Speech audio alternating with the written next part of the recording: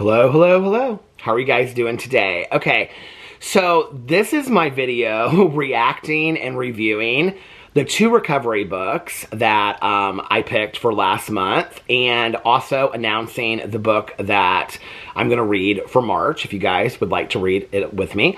So if you don't know what I'm talking about, last month, I think it was maybe the last week of January going into February, I announced that in 2025, I would like to read more recovery memoirs. That I used to read them back in the day. So for those of you that do not know, I don't know how you wouldn't know, but for those of you that do not know, I have been sober for 30 years. My sobriety birthday is December 17th, 1994. So last December, I celebrated 30 years of continuous sobriety. I am sober by way of a 12-step program. I'm very active in a 12-step program. I have a home group. I have a sponsor. But that is not the only way to get sober. There are many, many ways to get sober, and I respect all of those ways. In fact, in looking through a lot of the memoirs that I was like trying to pick different books to read and things like that for this year, a lot of the different books that I'm reading are people that got sober by different ways, not just a 12-step program. And I think it's that even so is even more interesting to read, to hear other people's experiences that are so completely different than mine. So I started this, and I announced it like at the end of January that going into February, I wanted to pick two books because I wanted to go back to what were my all-time favorite recovery books that I still like remember things about and whatever, and have for 30 years or whenever I read them, which I don't know. I think one of them I read like a couple years after I got sober, and the other one maybe 5 years after I got sober, looking back on it. And then starting in March, I was going to pick like a new book that I had never read before. And so every month going forward, I'm going to pick a book over here. I decided to do it over here because so for those of you that do not know, I have a BookTube channel as well. I just did this huge haul of like 25 books. They're all sitting right in front of me. But on my BookTube channel, I have book clubs, I have read-alongs that I'm doing over there. So I wanted to do it on a different channel. I also talk a lot about my recovery over here. And so I thought, like, more people would know, would maybe be interested in reading recovery books over here. Anyway, is even just one person reading the books with me? I would love to know, because am I just speaking into the void? If even just one person is reading these books with me, that I feel like we're doing this together. You know what I mean? Like, so anyway, I have to tell you what's interesting though. So the February goes by, and I'm sitting there and I'm trying to like figure out which books I'm going to get done before the end of the month and things like that. And I think it was towards the end of the second to last week of February, and I was just like looking through stuff, and I was like, oh my God, like I still have to read these two recovery books. Like I totally had completely forgotten about it, right? So I got them both on Audible, and I think I had already gotten Dry. So I got Carolyn Knapp's Drinking a Love Story. So the two books for February were Carolyn Knapp's Drinking a Love Story and Dry by Augusten and Burroughs. Okay, so I went in and I listened to Drinking a Love Story first, and then I went in and I read Dry, or listened to it on Audible. I have to say that what I remember about these books is, it has been years since I've read these books. What I remember about, I actually think I looked it up, and Augusten and Burroughs' book came out like in 2000 and something, so I would have been about 10 years sober, 8 or 10 years sober when I read that. But what I remember about these books, and like, I don't know, it's interesting, like, maybe your memory about movies and books is different than you remember them, but it was different reading them this time and what I remembered from them. So Drinking a Love Story is about Carolyn Knapp's story of getting sober.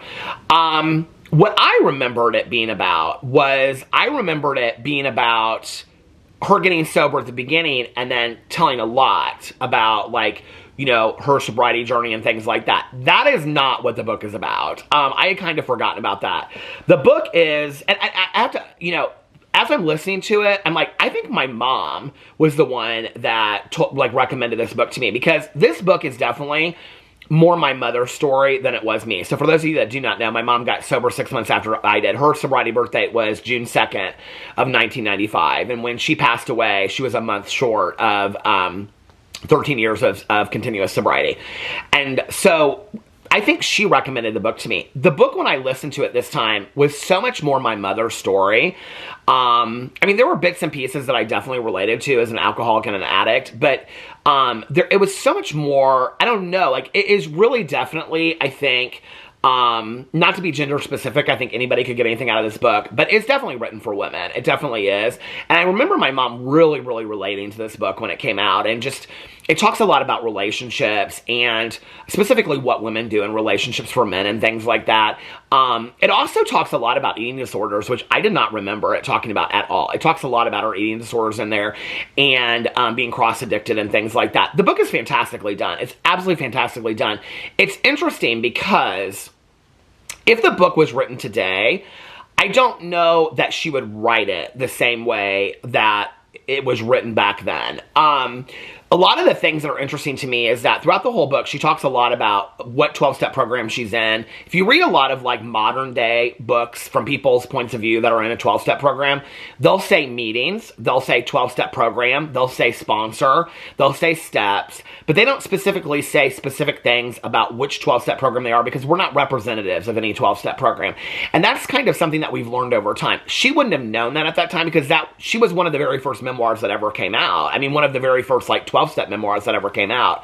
So one of the things that was interesting to me, and she did change a lot of the names for the book, it says it at the beginning, but one of the things that was interesting to me was how much she talked about people in meetings, outside of meetings. Like she would say, you know, like, oh, I saw this person and I was telling my friend, oh, that person's, you know, it was just interesting to me. I did not remember that aspect. But, you know, when I read it, I would have just been a couple years sober. I don't know that I would have, like, picked up on those nuances and those cues. I loved the book. I thought it was great. It wasn't as great as I remembered it when I first read it. But I also think, like, in early sobriety, and by early sobriety for me, I would say my first 5 or 10 years, that in early sobriety for me, I just was willing to latch on to any story. I mean, I can remember watching movies. I mean, like Days of Wine and Roses. I did not relate to those people drinking, but just the fact that, you know, they're like yelling and screaming. I was like, oh yeah, like, I mean, we're all in it together kind of thing. And so I think that's what I latched onto in this book. But I do remember a friend of mine that I got sober with at the time. And she loved this book as well. And I think my mom recommended it to both of us.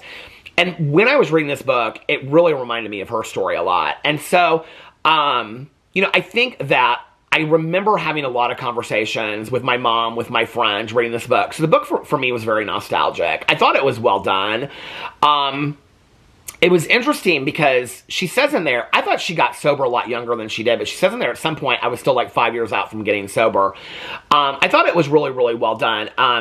You know, it starts off with her talking about, like, the day that she goes into treatment, and then she doesn't go into treatment for, like, 200 pages later. So there's a lot of in-between stuff, a lot of relationships. I mean, she really talks in there, and I think this is one thing that's really pertinent to this story, and I think it's a really big part that we don't talk a lot about in recovery. I've shared a lot of it in my recovery story, talking about it, but as addicts and alcoholics, how badly we just want to be loved, and how we just, like, we think it's a quick fix to everything. And she recognizes that in the retelling of her story about how she just was like, this man's going to fix me, and this man's going to fix me, and I'll change and be who he wants me to be.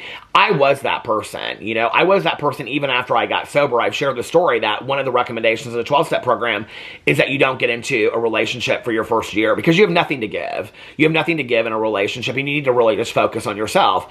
But I didn't listen to that suggestion. I got into a relationship literally like a week or two after I got out of treatment. So I related to so much of what she said, you know. I mean, it took me years and years and years and years of unboxing to realize that I did not need a man or a partner to define me, to define my worth, that worth needed to come from inside out. I love that aspect of the book that she talked about it. So for me, it still holds up. I don't know that I would ever read it again, like, because I had such different memories of it. My memories of what the book was are actually, like, after reading it again. I liked it. I've just read better memoirs since then.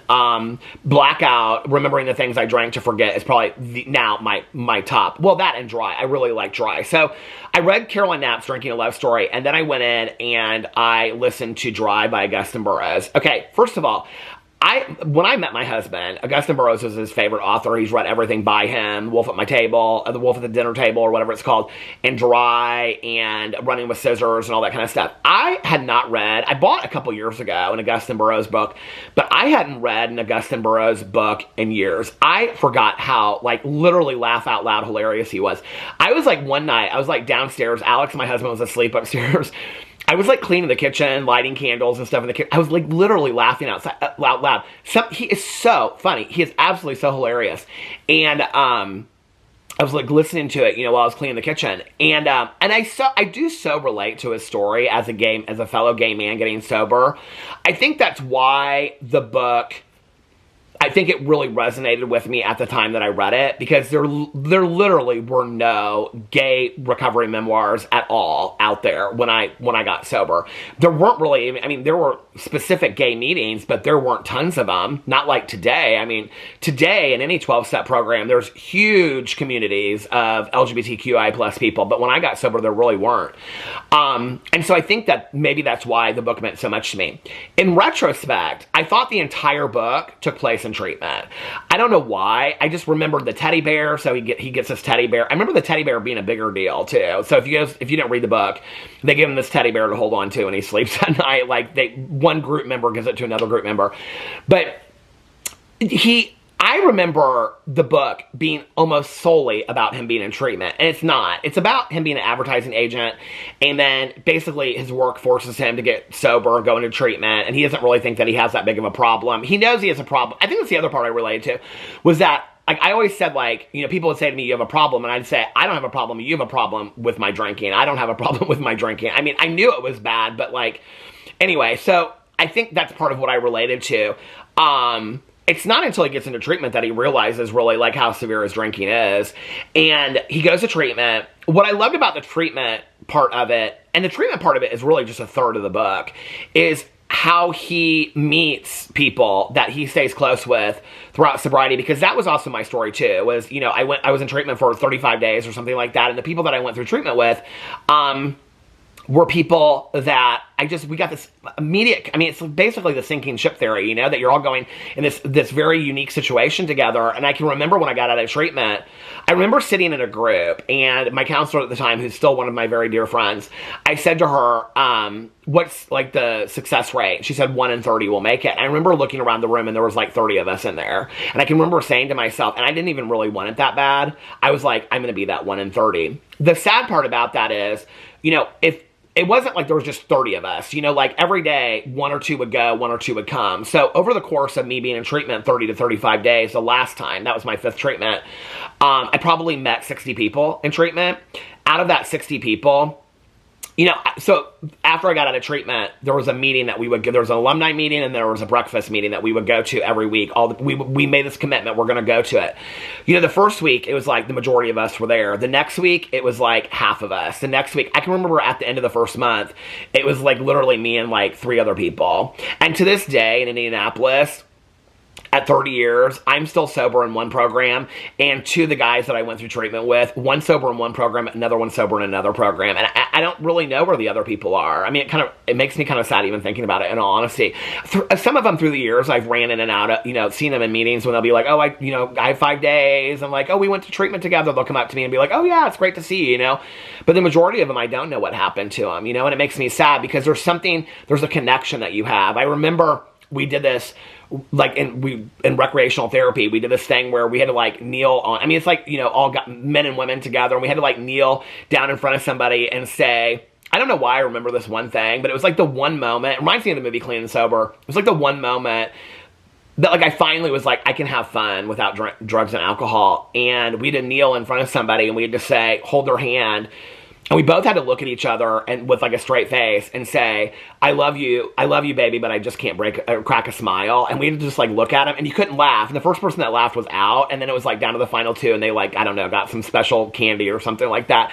But I just remember it's all these grown-ass adults in this rec therapy room, and we're just laughing our asses off, And it was just like the first moment that I was like, oh my God, like I can have fun. I can have fun without drinking and using drugs. One of the reasons why I want to read some of these books and revisit these times for me is because having celebrated 30 years, the farther away you get from the drink or the drug, the easier it is to forget. And I'm so entirely grateful for my sobriety. I'm so entirely grateful for the people that I've met through the years. I didn't even know I was going to make this video today. I was going to do a peel unboxing. It's a magical life to be in recovery, however you get sober. And the people that you meet along the way are not just characters in a story. They are human beings, exquisite human beings with wisdom and life lessons. And I just feel so blessed to have ever been on this journey to begin with. And now it to be the primary purpose of my life is amazing.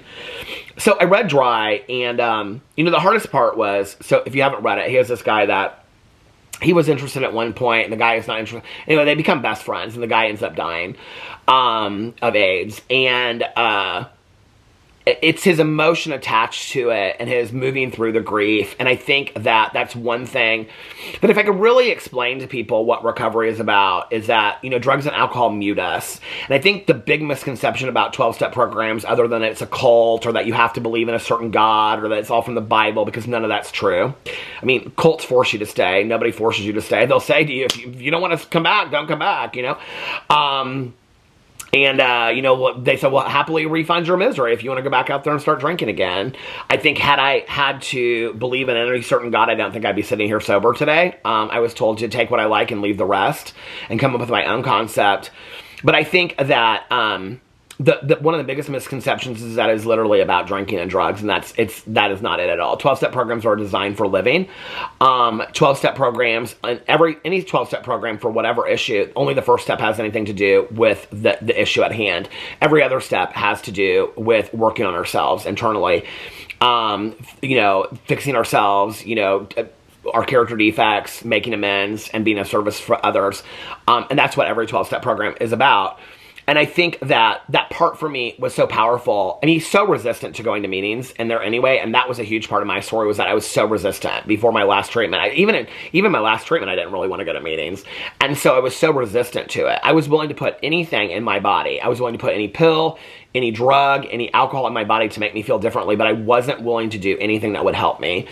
And so I really loved that part of his story. And Dry for me still holds. I loved it. I wish it would have been more about treatment, because I really loved hearing him talk about the treatment aspect of it. I love reading memoirs that have to do with treatment, because when I went to treatment, that was a very safe time for me of my life. I felt after the initial get me the F out of here, you know, and I kind of realized I wasn't going anywhere.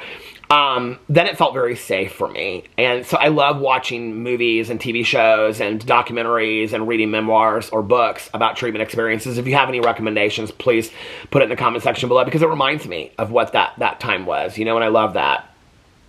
So I was trying to go through and pick, so let me know what you thought about those books if you write them in the comment section below.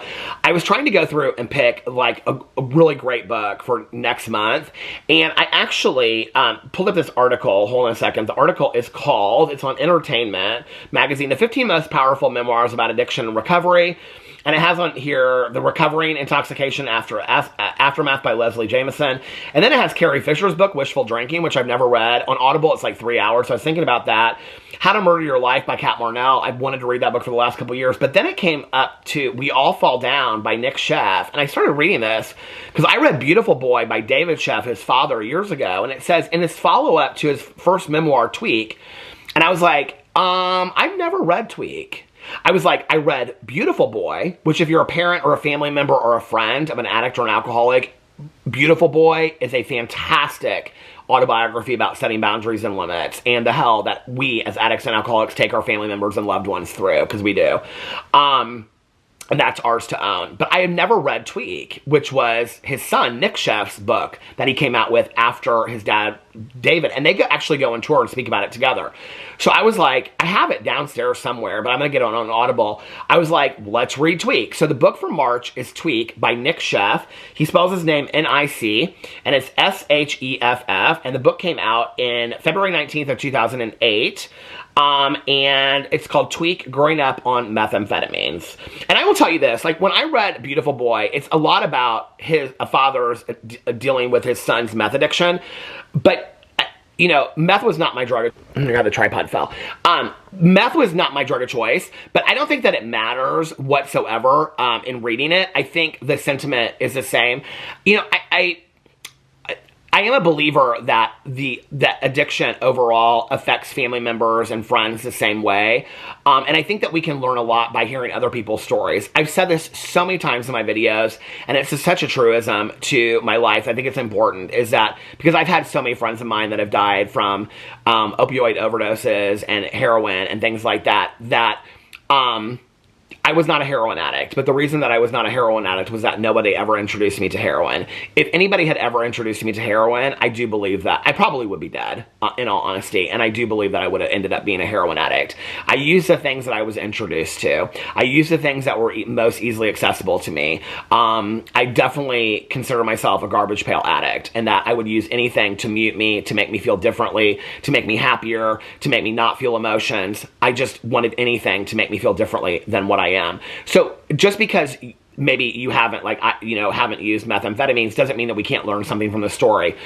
David Sheff, his father's book, which was about his son's meth addiction, I learned so much about. And in fact, when I got done reading it, I called my dad and I said, the book had been out for years. And I said, did you ever read the book, Beautiful Boy? And he was like, oh yeah, I read it when it first came out. I said, how'd you even know about it? He goes, I don't know. I read it in New York, saw an article about it in New York Times or something like the Wall Street Journal. And we were talking about it, and I said, was that what it was like for you? Because that was exactly what it was like for me. So, that's not my story, but my dad related so much to him dealing with his son's addiction. And I think that, addiction overall, we're not unique. Our stories prevail. And I think that we can learn something from everybody's story. So the book for March is Tweak by Nick Sheff. And I'm really excited to read this because I've wanted to read this for years. It's like one of those books that you always want to read, but you forget. The story that inspired the major motion picture Beautiful Boy, featuring Steve Carell and Timothée Chalamet, this New York Times bestselling memoir of a young man's addiction to methamphetamines tells a raw, harrowing, and ultimately hopeful tale of the road from relapse to recovery. Nick Sheff was drunk for the first time at age 11. In the years that followed, he would regularly smoke pot, do cocaine and ecstasy, and develop addictions to crystal meth and heroin. Even so, he felt like he would always be able to quit and put his life together whenever he needed to. It took a violent relapse one summer in California to convince him otherwise. In a voice that is raw and honest, Nick spares no detail in telling us the compelling, heartbreaking, and true story of his relapse and the road to recovery. As we watch Nick plunge into the mental and physical depths of drug addiction, he paints a picture for us of a person at odds with his past, with his family, with his substances, and with himself. It's a harrowing portrait, but not one without hope. I'm really, I think it's 336 pages. 336 pages, and it came out in 2008. I'm really excited about reading this. So I will put it in the comment section or the link description box below. This is the March book. But let me know if you're going to read it along with me. Let me know if you read the other ones. I'm really enjoying doing this. And I can't wait to read more memoirs that I have never read before. So if you have any recommendations, please put it in the comment section below. I love you guys, and I'll see you tomorrow. Bye.